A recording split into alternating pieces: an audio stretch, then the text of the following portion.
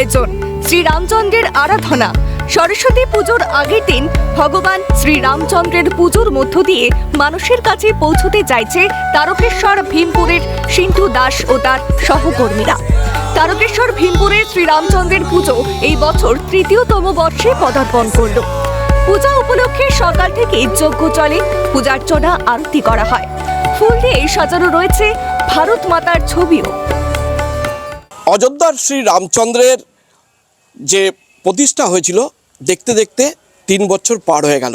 সেই থেকেই তারকেশ্বরের সেন্টু দাস তিনি প্রতিষ্ঠাতা দিন থেকেই তিনি এই যে শ্রীরামচন্দ্রের তিনি একদিকে যেমন পুজো অর্চনা, অন্যদিকে তিনি বহু ভক্তের যারা রামের যারা ভক্ত তাদেরকে তিনি কিন্তু একেবারে খাওয়া দাওয়া থেকে শুরু করে ঠাকুরের যে প্রসাদ থেকে শুরু করে একেবারে সমস্ত কিছু নিয়ম মাফিক তিনি করে আসছেন।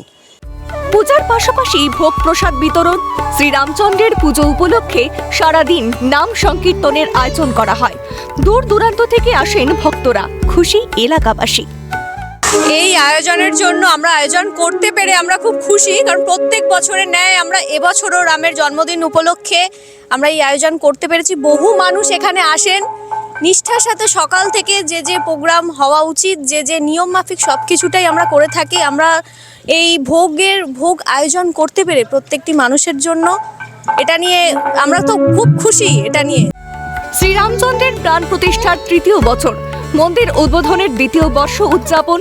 উদ্যোক্তা সিন্ধু দাস জানালেন, আমি একা এটা করি না, আমার সঙ্গে আমার কিছু হেল্পার মানে হ্যান্ডস আছে, এ আছে, গণেশ আছে, মিনাল আছে।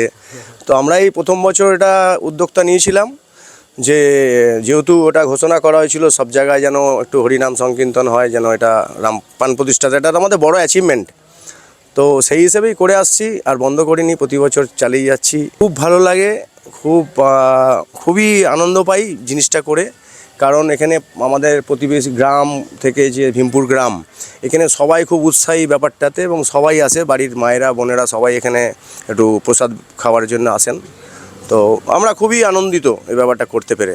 আমাদের গ্রাম জয়কৃষ্ণবাজার তারকেশ্বরের বহুত অনেকেই আসে, আমাদের প্রায় নিয়ার অ্যাবাউট 1,500 মতো প্রসাদের অ্যারেঞ্জমেন্ট থাকে।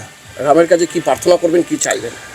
একটাই, আমাদের ভারতবর্ষ আরও উন্নত হোক, সকল মানুষ যেন আরও সুস্থ থাকে, ভালো থাকে, আরও যেন আমাদের ভারতবর্ষ আরও অগ্রগতির দিকে আরও এগোতে পারে, এটাই আমার কাম্য। এলাহি যে ভোগ প্রসাদ তিনি কিন্তু যারা রাম ভক্ত তাদেরকে কিন্তু তুলে দেন, এবং তিনি রামের কাছে একটাই প্রার্থনা করেন যে সবাই যাতে ভালো থাকে, সুস্থ থাকে, শান্তিতে থাকে, তিনি এইটাই চায় গোটা ভারতবর্ষ জুড়ে। হুগলি তারকেশ্বর থেকে সুভাষ মজুমদারের রিপোর্ট, ক্যালকাটা নিউজ।